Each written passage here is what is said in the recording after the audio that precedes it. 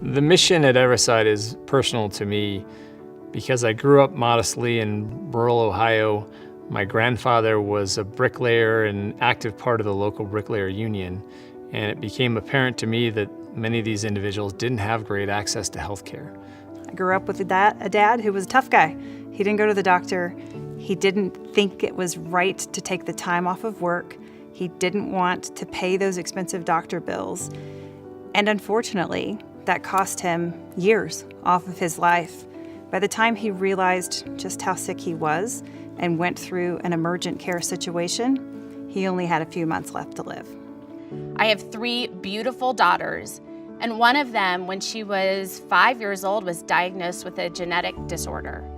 And what I learned very quickly is about how to be a care coordinator, how to make sure that physicians were talking to each other, how to make sure that everybody had the information that they needed so that she had the full and comprehensive care that she required.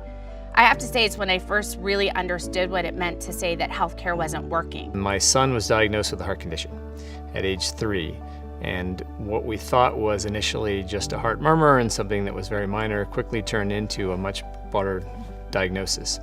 And after several months of exploratory visits, it was decided that he needed open heart surgery. So that was incredibly traumatic for me and my family.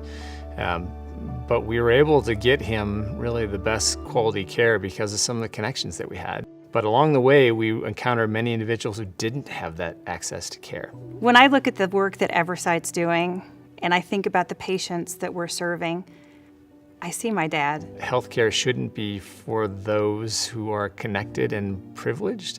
Healthcare needs to be accessible for everybody. So when the concept of Everside Health and what Everside Health could do was introduced to me, that's really when I jumped at the chance to make sure that I could help impact the way that Americans receive better healthcare.